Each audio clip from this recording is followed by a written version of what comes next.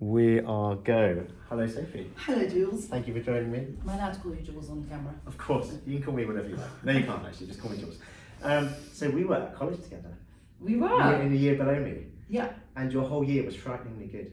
But thank you. I remember. Apart from me. No, you were like the creme de la creme. But actually everybody in your year was amazing. I remember hearing you all sing in the first week in an Italian song class and thinking, oh, my year must be terrifying. It is not. I remember your year being amazing. Actually, there were lots of people in your year. There were. We were the biggest year. We had 16. And Yeah, you we were guys about had 7.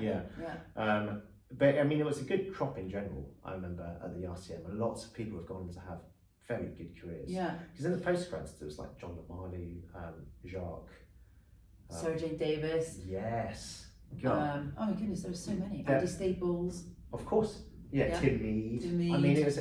You look on the international circuit now, and there are a lot of people in those kind of 5-6 years who have really done well. Yeah. And not. I mean, they were all good when they arrived, but the rate of improvement was quite staggering. Yeah. As well. Maybe we all inspired each other or something. I wonder what happened. Well, I think that competitive element can be good if you're ready for it. Yeah. Because it can push everybody on. Yeah. And in our 2 years, I remember there being quite a nice atmosphere. Everybody got on quite well. Yeah, we got on quite well. And actually, I think Neil Mackey was really good at farming us out to various choral societies and things. Yes. So that we were all working a lot doing on the Josephine Baker Trust, and there seemed to be a lot of choral societies booking students. Yes. So that we were, I think I had a gig basically most weekends. Yeah, same. And it was And either paid for through everything. college or through contacts on the church circuit. And I think there's less opportunity now to get on stage. Yeah. And it's all very well sitting in classrooms, but actually if you don't get to put it into practice, I think the progress you can make is less. Yeah. Really. And it's a shame. Performing has to become a habit, I think, right, when you're younger. Yes. Absolutely. Because it's all very well singing your best in a room, but you need to actually sing your best on a stage in front of an audience. And they can be very different. It's Yeah. like the amount of pieces I've learned with a coach or a teacher or on my own, and I've gone on stage and I've thought, I've actually got to sing this completely differently. Yeah. It just doesn't work. Yeah. When you're in the moment and you've got those real life stresses, you're interacting with people on stage and you might be singing upstage a bit, it can be completely different. Yeah. And unless you get used to having to switch things around very, very quickly, you're just totally unaware of it. Yeah. And you can't do your best, Yeah. which means people don't see you at your best. Yeah. Which is a shame, Yeah. really, isn't it? Because you've gone through years of training. Yeah, exactly. Yeah. So talking of getting used to performing when you're younger, so you arrived at college, you were already extremely good. Had you had a lot of training, or was it just like, you come from a very musical family? I come from a very musical family, and actually I had already performed quite a lot at church. Okay. My dad ran the music at a church down the road in Chelsea, and it was mostly me and my family singing, and it was a very good amateur choir. But from a very young age, Dad started giving us solos, so that we got used to that kind of terrifying feeling. I remember the very first time he was sort of like, Kyrie, Sophie, da da da da da, and suddenly I just had to do it. Yeah. And So you and had then your I own got used to version it. of like a choristership. Yeah, Yeah. absolutely. Okay. Yeah, we grew up. I mean, I was holding onto my mum's skirts. She sang in the choir, and then gradually, got to peer over and join in with the singing. Yeah. And then I remember, amazingly, being able to have my own copy. That was always a very big thing. If Dad let you have your own copy, that meant that you were accepted. Okay. And then I remember something happened. Probably one of my younger siblings started crying or something, and Mum stopped singing, and I carried on. And I remember the accolades I got after Mass for that. Wow. And feeling like I can do it. I can hold a part of my own. So, Do you remember what kind of age that was? I was very young then, so I probably was about 7 or 8, back at like a choir boy. Yeah.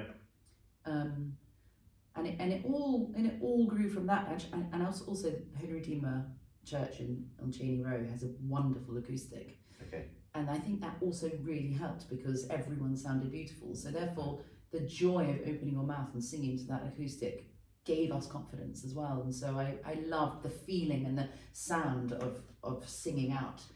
That's very important, isn't it? Because not all buildings, not all churches have that. No. We're very lucky here. It's an enormous building that I'm sure it's the best acoustic in London. Yeah. It's even when it's full of people, and I think I may have this wrong, and I may be corrected by members of the choir on Sunday, but I think at Christmas and Easter it fits about 800 people. Yeah. So even when it's full, because we sing about 30 feet up in the balcony and sing down the church, it just sounds absolutely amazing, and you cannot help but really enjoy You yourself. can really enjoy it. Yeah. And I remember thinking growing up, what's the one thing I really enjoy? It's singing. And my dad always wanted me to be a pianist, and I was quite a good pianist quite young as well. Okay. And then I played cello as well, and there was always this slight idea I think that I was going to be a pianist. Okay. But then performing at school and stuff, I was terrified of being confronted with this shiny black instrument and white keys and sweaty hands. And, Okay. but then I found when I sang in public, I wasn't nervous at all. I just loved it. Really? Yeah, and I had some sort of weird confidence. Okay. And then at school, I was, for special occasions, I would sing Aus Liebe or Zerfließe or something for assembly, or so I was picked out. And actually, my school peers, rather than tease me about it, they sort of respected me, even though they're really cool guys.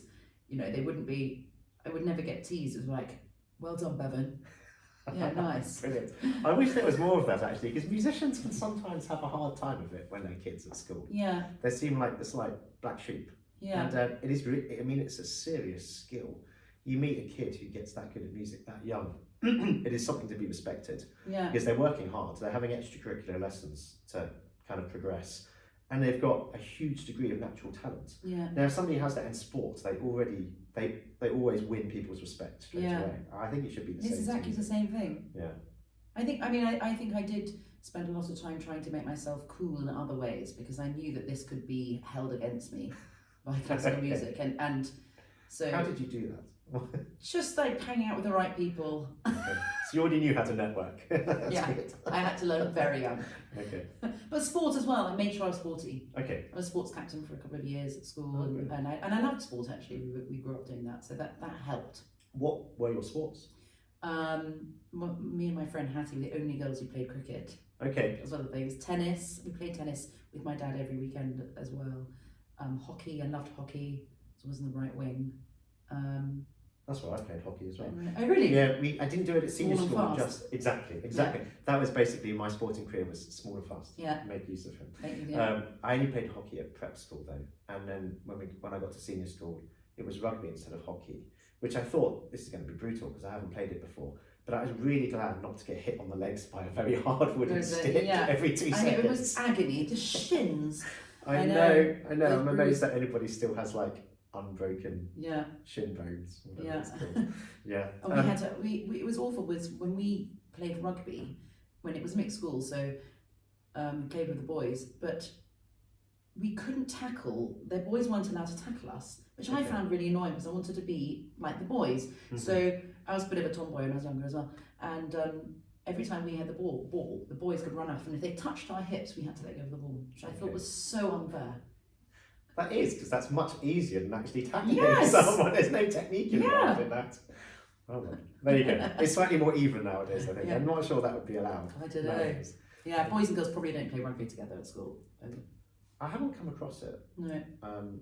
I remember, so I went to an all-boys senior school, and we'd play football with other schools and rugby, and I remember for one match, I think it was in the lower sixth, there was a girl on the other team, and we were all like, because we were such idiots, oh, this is going to be really easy. Little did she know that she was did we know that she was a club footballer?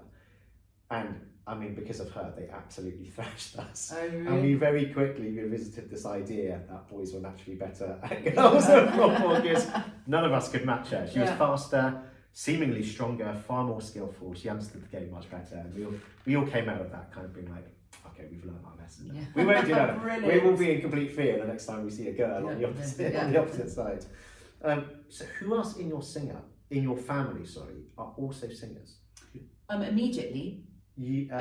As in like my your siblings siblings and cousins and stuff. My sister Mary, who's next down from me, so I'm the eldest of 7, and my sister Mary's the next one down, and she's also, she's Mary Bevan. We know her. She's the most famous one.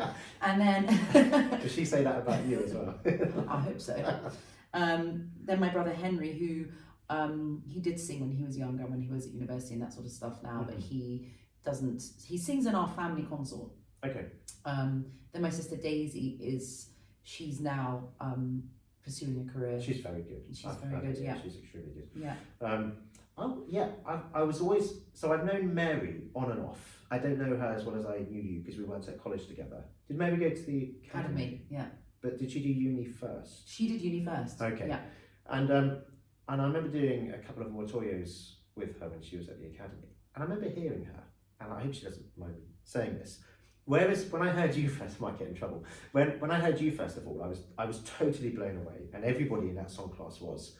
When I heard Mary first of all, I was like, well, I can tell this is Sophie's sister because they look very similar, and she's very good. I didn't, if I'm honest, think at the time she was your standard. But then I heard her a year later, and then I was completely blown away, and I could not believe the progress. I've never seen anybody go from kind of good to outrageously good so quickly. Yeah. And I've always, if I ever bumped into her, meant to ask, how on earth did you do that? Mary's incredible because she had such drive, even when we were little. For me, my voice developed very young. Right. For some reason. I'm not quite sure why, just maybe it was a physiological thing. And so therefore it was always Sophie is the sort of the singer, and and you know, we put on family operas so that I could sing things like Pamina and Susanna and roles, you know, when I was 15. Oh wow. Okay. And then the rest of the family would do other kind of, and it was all, you know, there was this real feeling that I was going to be an opera singer when I was older. Mm-hmm. And Mary's voice developed later. And so she decided she wasn't going to be, she didn't want to be a singer, wasn't thinking that. So she went off to Cambridge and did a history degree. And then while she was there, she was wondering what to do. At one point, I remember her saying that she might end up going to TV or something and doing presenting, something like that. Okay. But then she started doing more and more. And then, you know, she was always very good. But then she sort of decided, no, actually, I think I want to pursue singing. Right. And she's so determined. She worked really hard. She sang and sang and sang, and she's like so single-minded. You know, I'm going to be the same as Sophie. I'm going to, and she did. Yeah, I remember. Which is just incredible. I remember hearing her for the second time, and it must have been less than 18 months, and just thinking that's remarkable. I mean, that's world class. Yeah. And you haven't even left college yet. Yeah. You know, she, like you say, she was already very good, but still, lots of people are very good, and given that it's an incredibly competitive industry, you need to be more than very good. That's just the fact. And she made that bridge so quickly. And she really didn't want to be thought of as the sister who is being given a job because people assume that she's the same as me or something like that. Yeah. She wanted to, in her own right, earn her reputation. Well, hats off to her. She's certainly done that over the past 15 years or so, isn't she? Yeah. Is there another very good singer in your family? I'm sure there are many, but one that I know of. Ben? Yeah, Uncle Ben. Right. Yeah. Okay. I did a couple of oratorio things with him, early music stuff. I mean, he was extremely good as well. So it's like the Bevan musical dynasty. It is. So my dad was one of 14 children, so there are a lot of us, which is why people think of this as this huge dynasty, and why there are a lot of cousins of my generation. On my dad's side, there are nearly 60 of us. Okay. And a lot of those cousins are sort of singing on the circuit or you know, in churches and things, or studying now. Some of them have a different surname, like my two Ross cousins. Their mother was a Bevan, but Harry Ross and Ed Ross, who both studied at the academy and are now singing all over the place. They are their cousins as well. So not any connection to Graham Ross. Not any connection to Graham Ross, but you guys know him. Funnily enough, Graham Ross conducts our family consort. Where do you know Graham from? I think it was when Mary was at Cambridge. Oh, of course. We made friends with there. Yeah. Right, so I used to live in a house in Pimlico with Will Van. Yeah. And Graham took the room after I left. Ah. And when I was living there, I was thinking, this is a very musical household. It had Will Gaunt, who's a very good singer as well. The Ashby twins who started, Kate and Helen, who started Stile Antica. Yeah. Antico, yeah. I always get that wrong. And then Graham took over my room, and I thought, well, it's an even more musical house now because he's at least 10 times the musician I am. Yeah. And then is that the same place that Sam Queen and John Lattimore then? No, so they lived in a house in Oval. Which I think. But that was Will Van's house. Yes, that's right. That's what it is, because they now are my singing teachers and Mary's singing teachers. I see. I had heard they were rather good. They're amazing. Do they always teach as a pair? They do teach separately as well. I think that John teaches at the academy by himself, and they teach separately as well. But I always like, and so does Mary, to have them together because I think it's really useful having two pairs of ears. Okay, I think I bumped into them at Marylebone Music Studios. They were doing a class lesson. Yeah. Sam's head popped around the door. Yeah, they teach there. Quick hug, and then we both had to go our separate ways. Sam is a Cambridge connection as well, I guess. And John, I don't know John very well, but I knew Sam quite well because I knew people at Cambridge. Yeah. Would bump into him loads. He was a very good baritone. Yeah, when he was performing. Yeah. It's still in our lessons. And still demonstrating. that's Sam. Yeah. But they're doing so well now as singing teachers. I think they're completely, full up. Amazing. And they teach musical theatre as well, which I find really interesting. Ah, okay. Yeah. That's so Rachel Nichols, she studies with somebody who teaches, I think, both classical and music theatre. Yeah. And she said she found it really, really useful. Yeah. Because although they use microphones at musical theatre, you still have to sing it extremely well, and you do it sometimes twice a day. Yeah. Which we definitely don't. No, but also the knowing how to warm up your voice and how to warm down your voice, it's all the same, and your body, that's all the same. But also for me, like using my chest voice and doing bigger stuff, using my chest voice and stuff, I found that Sam and John knew exactly how and what I should do, what I shouldn't do, right. What musical theatre singers do and should do, and what classical music singers should and shouldn't do. Okay. So they really know their stuff. They really know their stuff scientifically, and that's something I never knew about. When I went to RCM, I went with Lillian Watson, dear old Lillian Watson, but because I turned up and I could sing, she was very open about the fact that she didn't want to delve into that technical stuff too much because she didn't want to interfere with what I was doing naturally. Okay. And I was very, very happy with that because I wasn't interested in what my tongue did or my body did because I thought that I wouldn't be able to sing anymore if I did know. Mm-hmm. But then I didn't take into account that what might happen to me, as in having babies, having cancer, having stomach surgery and all that sort of stuff. Once that happened, I didn't really sing properly for about 3 years. I suddenly realised I had nothing to fall back on over my mouth, and it wasn't the same me that I'd grown up with. So everything that you could have taken for granted before wasn't there, and you had to. So would you describe it as having to relearn? Absolutely, from scratch. Okay. And I thought, there were so many times I thought, I can't do this, I cannot do this, everyone's going to hate what they hear. It's not me anymore, I don't know how to sing, I don't know what I'm doing. And I did painstaking work with John and Sam to just build it all up right from the very beginning. Things like pelvic floor I knew nothing about, tongue placement I knew nothing about. Does it sound or feel different to you now that you've gone through that? Or does it just kind of, have you got used to it and it just feels the same how it did before when it was working? It feels different in that my voice has changed as I've got older and my body's changed. But a lot of it is familiar to me again. And I remember the first time I sang something with ease and I burst into tears and I said, this is me. I feel like I'm me singing again. Wow. It's feeling more natural now. Yeah. How long did that process take, do you think, from absolutely having to start from scratch again to getting to the point where you're like, no problem, I'm there now, I've completed that process of getting it back to how it was? Yeah. I think it took me probably about 2 to 3 years. Okay. I'm still learning things as well now. But I think we do, and that's the joy of having really good teachers, is that they can humble you, they can make you realise that, you're doing extremely well, but it is a lifelong journey. Yeah. You sing.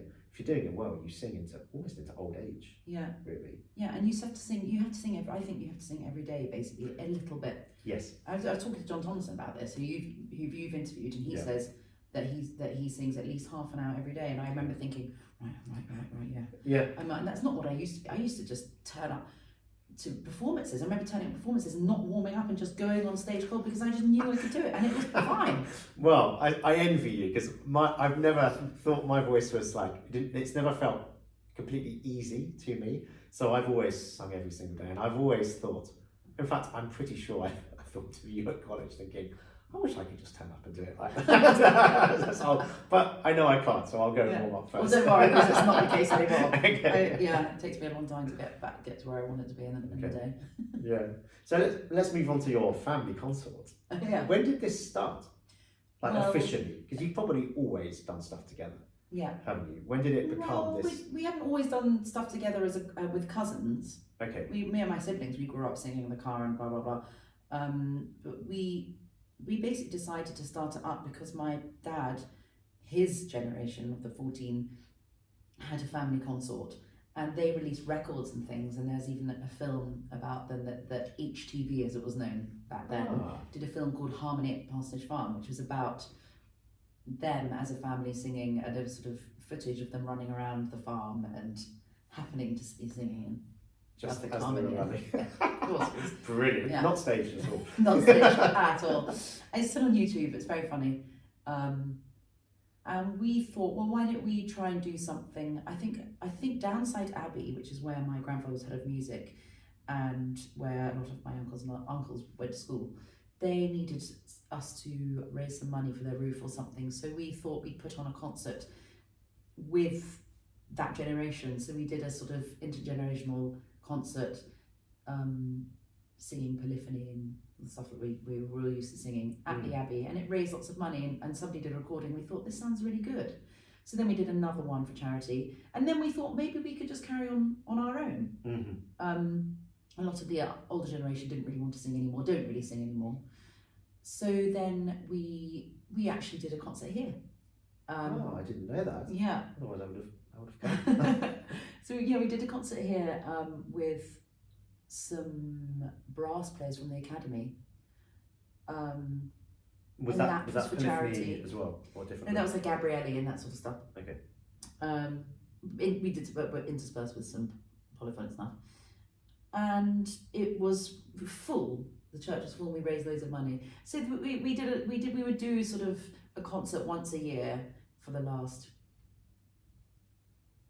10 years maybe. Oh wow, so it's been going on a lot longer than I Yeah. thought, because I guess I found out about it later. I think Yeah. I came across it on Spotify. Yeah. I was looking at what albums you and Mary had released recently, Yeah. and the name Bevan cropped up in a consort as well. And I Yeah. thought, I had no idea they were doing this. Yeah. And then I thought, but they were bound to at some point. Yeah. Well, we only made a recording a couple of years ago, and that's why people have only see. heard of us now, because we didn't advertise. The concerts that we did were always for charity, and they were fun for us. And then we thought maybe we'd put together a CD, just mostly in memory of my dad, who died 2 years ago or something, and we wanted to do something in memory of him because he was the one who introduced us to this music, and Yeah. and the reason why we love it, why we still it means so much to all of us. So we thought, let's do that. So we released the first CD in his memory, and that went down really well. So then Signum said, well, let's do another one. Great. And there was another one, and now we're just about to in May do our third one, which I Okay. think is going to be music for Holy Week. Okay. Nice. Yeah. Do you find singing that repertoire? Do you use your voice differently? It's difficult, much more difficult than it used to be, especially now that I'm singing bigger stuff. What repertoire are you singing now? So Right now I'm doing Fiordiligi for WNO. Okay. And then the next opera I'm doing is Ellen in Peter Grimes. Right. So it's just a bit, before I was doing a lot of, when I say before, I mean before the big break, having children and cancer and everything, I was doing a lot more Baroque stuff. See. The odd Mozart was more Susanna and... But didn't you do Sophie in Rosenthal? Sophie, yeah, which is fair, it's really high. I couldn't sing Sophie now. Okay. But I always just assumed, because it's Strauss, it belonged to a larger voiced soprano. But it's not then, is it? No, not necessarily. No, It's okay. quite often, because it lies very high. It doesn't, no. Okay. But though quite often I think Sophies do then, as they grow older, turn into Marshallins. Right. But I would say more of a Marshallin now than a Sophie. Okay. So do you and Mary overlap in repertoire? At the moment, no. Apart from the Baroque stuff, I still do a lot of Handel and Bach. I did Matthew Passion last weekend. Okay. We overlap in that sense, but we haven't done operatically more recently. Okay. But who knows? We Yeah. might do, but we've never been up for the same role, really. We've just been very lucky that we've never actually been in direct competition with each other. I think it'd be quite funny if we were. And I don't think it would ever affect us. Our friendship is so deep. We are best friends. I'm going to go meet her now after this. Okay. It's her birthday today, actually. Happy Oh. birthday, Mary. If you watch the doubt you'll watch this. And that was always way more important to us. I mean, people always tried to say, you know, is there a competition between you two in newspapers and various things? And maybe because we are aware that people want us to be in competition with each other, we are even more determined not to be. Yeah. Because, you know, what we have as sisters is way more important than that. Okay. That's really nice. Yeah. And I have, you know, Mary, when she started doing it, she'd ring me up and ask me for tips, and you know, we regularly ring each other and say, oh God, I had an awful day today, you know, this conductor did this, or I can't sing this, I don't know how to sing this, or something. And the other one will say, oh, just remember to do this. And oh, okay, yeah, I'll try that. Okay. So we help each other out as well. Okay. That must be really nice to have somebody in the business that close. That close. That you is can really discuss, nice. because you can just kind of relieve that stress. Yeah. Because it can be quite a stressful job, and if you don't have people to talk to. Yeah. Oh, that's something I wanted to ask. Your husband, is he in the business as well? Yes. Okay. So he's a conductor, composer and pianist. I see. I should say, but he'd say he's a composer first, who conducts and plays. But yeah, he is at the moment chief conductor of the BBC Scottish Symphony Orchestra. I see. So you both travel a lot.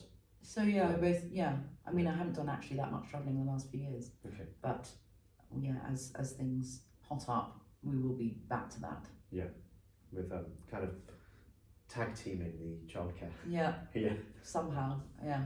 Well, it does work, doesn't it? We know loads of singing couples who do it, and people outside of the business say, how do you manage it? So my wife works in the arts. She's director of education at the South Bank Centre. Ah. And so she's extremely busy, and you do sometimes not see each other very much, but as long as you keep in touch, it's absolutely no problem. Yeah. And people in other industries don't realise that actually, I don't think it matters what your job is. If you're really busy and you want to do well, there's travel involved, there's late nights involved. You catch up on sleep where you can, and you still get to spend lots of time with your kids. And ultimately, I think they respect the fact that you're busy, and you're working hard. Yeah. I think it would be worse if you were just at home all the time. I think as they get into teenage years, they'll probably think, what are you doing? Yeah. Get Also, out. you don't want to put that on your children. You don't want them to grow up thinking that you gave up your career for them, because they're never like, well, I didn't ask you to do that.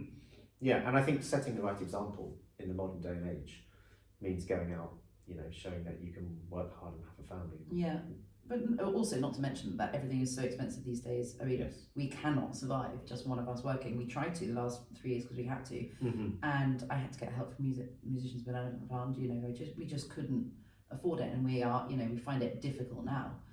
We both have to try and work, sort of accepting every gig we can, and hoping that last minute things come in. Which, I mean, is extraordinary given that you are an internationally successful singer, and you would have thought that, and your husband is a chief conductor of a major orchestra. Yeah, but it is a BBC orchestra. That's a good point. We won't have that discussion, so let's not get too much into politics. So I was talking to a singer of an older generation a few weeks ago who's going to come over and work with some tenors in the Wagner repertoire in 2025. And he was telling me that actually this thing about not being able to, you have to, if you're an English singer, you can't really earn a full salary just working in England. He said it's not a recent thing. He said he was working regularly, WNO, Covent Garden, English National Opera, he was there all the time. In the end, he and his family moved to Germany. Really, because of that? Yeah. And I mean, it probably helped that he was going from the Italian repertoire into the German repertoire. Yeah. And he was getting lots of offers. Yeah. And he said it just made sense. Yeah. So I think you can, if you are lucky enough to have had parents who've left you money or left you a house or a deposit or, you know, something along those lines. But for me and Ryan, we both come from very poor backgrounds, and we had to save up our own things. We haven't got any money from our parents, and so therefore, and we've got children. So therefore, you know, it's always going to be tough, I suppose. Yeah. Hopefully, it won't always be. No. Well, I guess we will see. Yeah. I wanted to ask, so having been at college with you and then haven't seen you for large chunks of time, where did you go straight after college? Like when you finished the opera course, what were your kind of first professional engagements? My first thing that happened was that I went to the ENO that didn't have a young artist program at that point, but they were thinking about restarting one. They had one. And I can't remember what it was called before. I think it might have just been ENO, I can't remember. I can't remember either. But there was one, and it had stopped, I think, maybe because for money reasons or something. So this was the direct predecessor to the Harwood? Yeah. Okay. So the Harwood, Mary was the first, I think my sister Mary was a Harwood artist. I think she might have been the first year that was called Harwood artist. But they asked, I was singing at ENO in something or other, and they asked me whether I would consider becoming a young artist. And it wasn't just me, it was me and Alan Clayton. And was Ben there as well, Ben Johnson? Yes, but this wasn't the same time. Ben was still at the RCM because I actually left a year early from the RCM because I got offered a role at ENO, and college weren't really up for me doing both things. Okay. So I made the decision to leave. Along with, I had lovely talks with Nick Sears and Lillian, and they both agreed that actually they felt I was ready. Okay. So they gave me permission. So I left a year early, and ENO at the time, I said no to ENO because I didn't want to be on a young artist program, because I really valued all the sort of choral society concert work I did, which was a lot, and that's how I earned my money, my keep. Yeah. And I really wanted to carry on that side of things. I was worried that if I just got pigeonholed into being an opera singer, that I wouldn't be happy. I needed to carry on doing everything that I did, and that was quite a lot of stuff, church stuff. Do you still do lots of oratorio? Yeah, still do lots. Amazing. And I love it. There's something completely different about standing in a church and singing an oratorio, or even a concert hall, and your relationship with an audience. Yes. To standing on an opera stage and singing into the black. Yeah, and I love the fact that the orchestra is directly behind you. Yeah. You can hear everything so much more clearly. And I mean, some of that repertoire is just amazing. Yeah. Things I've done recently, Juma Jontius and Elijah, and you're just totally blown away by this romantic music that a lot of people don't hear because they don't know the oratorio repertoire. Yeah. And you just want to scream, come and see this. Yeah. It's like blindingly so beautiful. Yeah. Yeah. But also there's something about you're more in charge when you do oratorio work, don't you find? I find it in opera, you really are at the behest of the conductor there, and quite often you can't use your own mind. Yes. As it were, the director and the conductor are completely in charge of you. You kind of get on that treadmill. Yeah. And you go, and then the opera finishes. Yeah. Once you're on the stage, things can happen that you simply don't have any control over. Yeah. It's something I learned from Roddy Williams actually in coachings on oratorio repertoire is when you're performing it, you have to give the right signals to the conductor and the orchestra. It's almost the other way around. They're almost following you. Yeah. Because you've probably only got 3 hours to rehearse. Yeah. A 3-hour piece on the day, so you can't do all of it. Yeah. And if you give the right confident signals and you know it inside out, even though you've got the copy, you've basically got to know it from memory. Yeah. And I just find that fascinating because it gives singers a chance to lead. Yeah. And we don't often get that. Yeah, and yet we've all got brains, and we've all spent a lot of time by ourselves in a practice room working out how we think a piece should go. Yes. And I love feeling like I'm bringing something from me to this piece, which often doesn't happen with opera. Yeah, well, see, this is why I think singers, if they had more of those kinds of leadership skills from doing that kind of work, perfectly placed to run opera companies. Yeah. Because you're so used to just leading a group of musicians. Yeah. And you're not doing it on your own. Obviously, the conductor is in charge of the orchestra, but you're there with him or her doing that job.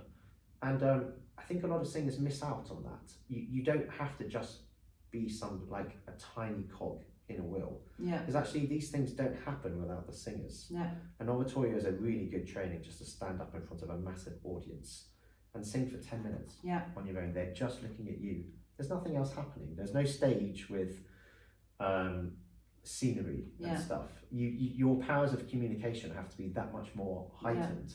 And if you see somebody like you or John or Roddy, and Rachel as well, who does a lot of oratorio, you can really see those skills have been fined to such a degree. Yeah. And then of course you can take that into opera and be even better at that as well. Well, wouldn't it be wonderful if we felt that when we give up singing that we could go into a job like that? Oh.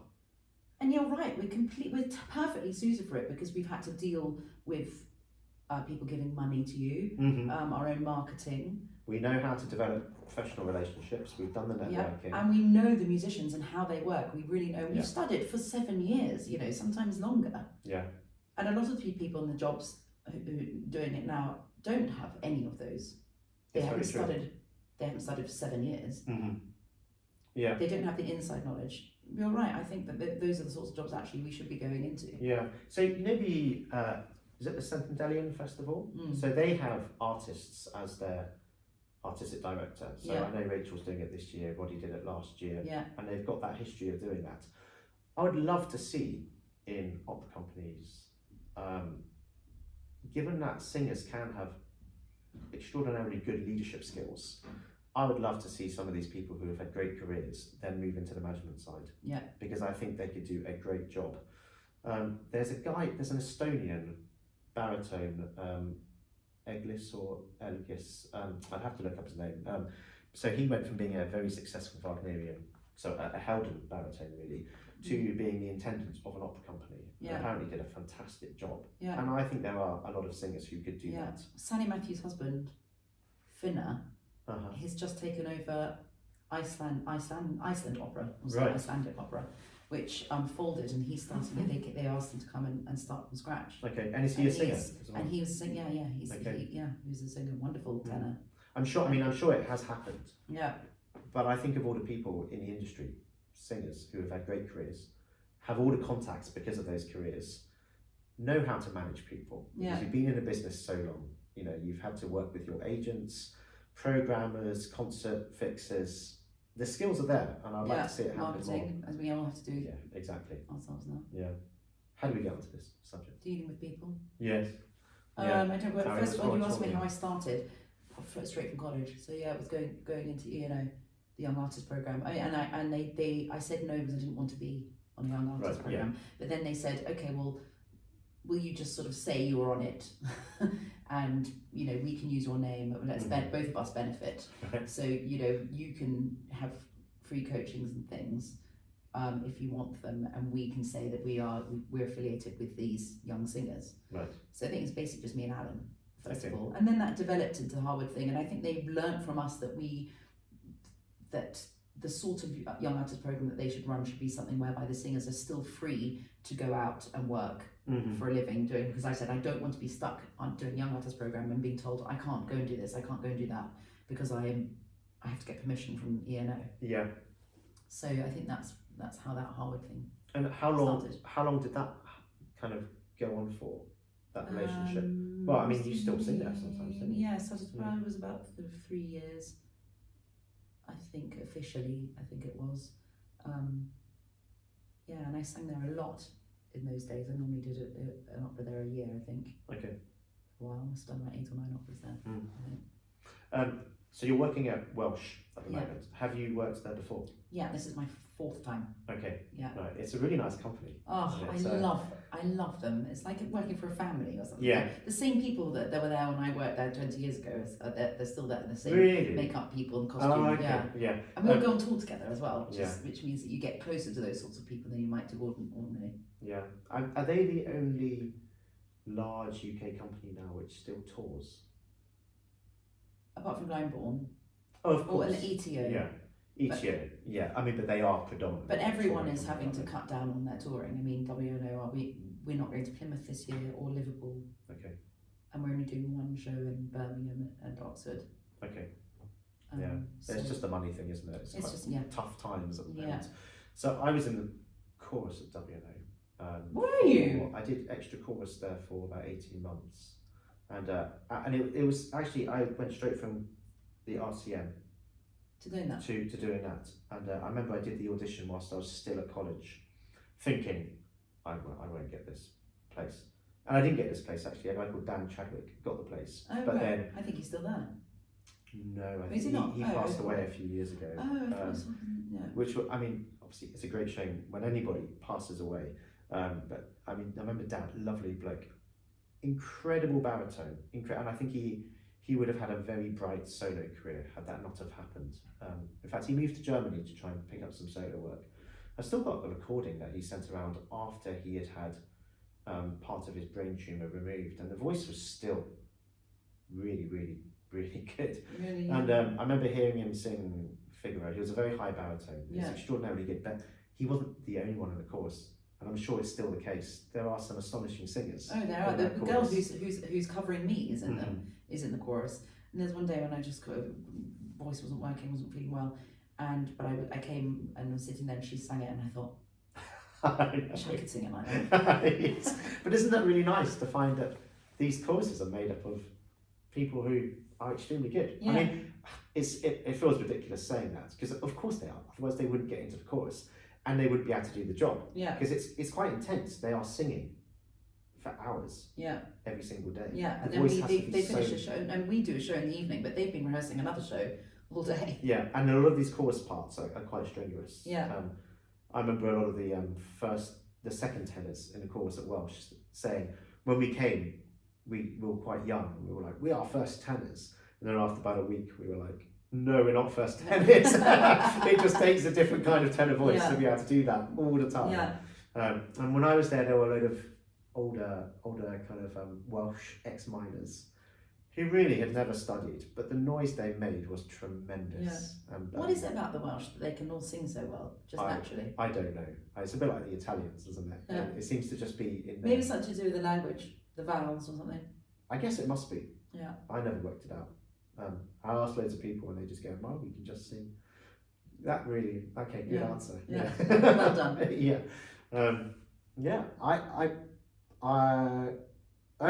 Something else I wanted to say. I'll finish with this. Going back to how you came to college and you seem to be already a very natural singer.